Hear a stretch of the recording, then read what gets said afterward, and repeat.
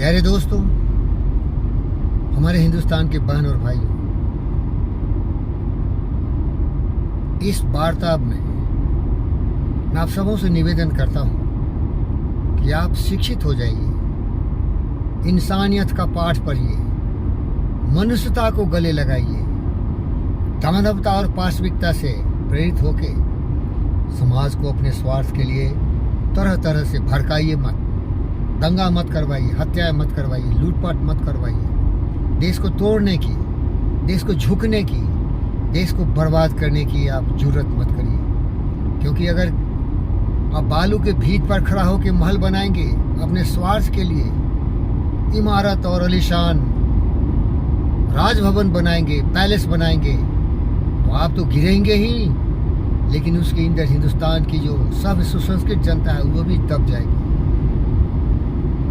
लेकिन मनुष्य प्रकृति से ही स्वार्थी है, जंगली जानवर से भी ज्यादा खतरनाक है। इतिहास इसका साक्षी है। ये लुटेरे बदमाश गुंडे शुरू हुए थे अलेक्जेंडर से। इन्होंने पूरी जानकारी में जो पृथ्वी था उस पर कब्जा किया था। सारे राजाओं महाराजाओं की हत्या कर दी, खून की नदियां बहा दी, और वो गद्दार 33 वर्ष की अवस्था में मर गया।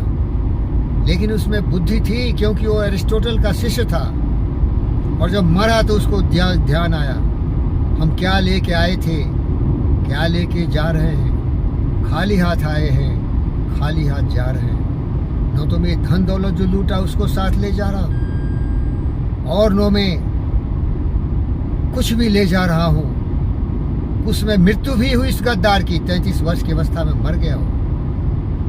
प्यारे दोस्तों, इसके बाद एक से एक गद्दार जंगली जानवर की तरह पूरे दुनिया में खून की नदियां बहा दी, लड़ते मारते काटते विदेशों में गए। हिंदुस्तान इस बारबरता का शिकार रहा है। हिंदुस्तान की कमजोर जनता, सहिष्णु और सबको प्यार करने वाला, शांति में विश्वास रखने वाला, इन बर्बादी का सबसे बड़ा एक पट क्षेत्र बना। एक से एक लुटेरे आए, आक्रांताएं आए, यहाँ की सभ्यता संस्कृति का विनाश किया, यहाँ की माँ बहनों की आबरू इज्जत से खेला, यहाँ के जितने भी धन दौलत थे सबको लूट के ले गए, और कुछ यहाँ के शाश्वत शासक बन गए और यहाँ के लोगों को गुलाम बनाया, उनके विचारों को बदलने की कोशिश की। सौभाग्य है कि आज हिंदुस्तान आजाद है, जागरूक है। यहाँ के महान जो हमारे पूर्वज थे, उन्होंने सारे मानवता के कल्याण के लिए उन असूलों पर संविधान बनाया, जहाँ की सबको स्वतंत्र बनाया गया, किसी को गुलाम नहीं, बिल्कुल आज़ादी दी। जाति धर्म मजहब क्षेत्र के आधार पर किसी को भेदभाव नहीं किया गया। लेकिन इन जाति धर्म मजहब क्षेत्र वालों को समझदारी तो नहीं थी ना। वो तो पुराने विचारों से प्रेरित रहे, और आज का हिंदुस्तान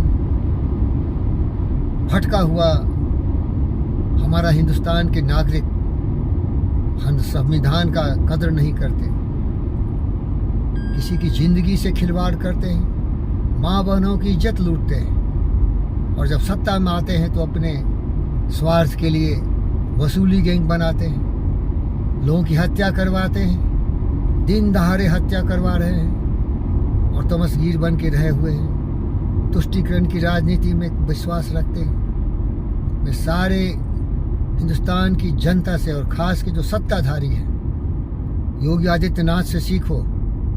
अगर ये लोग पाशविक प्रवृत्ति से प्रेरित हैं, जहाँ काम क्रोध मद लोह मोह ईर्ष्या द्वेष नफरत नाराजगी के बदौलत जो यहाँ के शांति प्रिय नागरिक हैं उनका सर्वनाश करना चाहता है, तो कृष्ण की तरह भूमिका निभाओ, राम की तरह भूमिका निभाओ, और इन दुष्टों का विनाश होना ही चाहिए। कंस, दुर्योधन, रावण, कुंभकर्ण, ऐसे जो विनाशकारी शक्तियां थी, उसका विनाश होना ही चाहिए।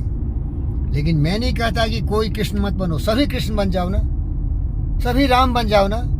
राम और कृष्ण एक सोच है जो यही सोचता है कि हम सबको साथ मिलकर जिंदा रहना चाहिए, पूरी पृथ्वी अपना परिवार है। नफरत नाराजगी को दिल के तक से उतार के शांति में विश्वास करते हुए अपनी गलतियों को सुधारते हुए हम अपनी जीवन आराम और शांति से जिए। लेकिन ये पाश्विक प्रवृत्ति के लोग समझेंगे नहीं, ये इसका विनाश ही करते चले जाएंगे। प्यारे दोस्तों, आपसे निवेदन करता हूँ कि मेरी भावनाओं का कदर करिए और एकता अखंडता में विश्वास करते हुए अपने देश को शांति का दूत बनाते हुए कमाल कर दीजिए। धन्यवाद, थैंक यू।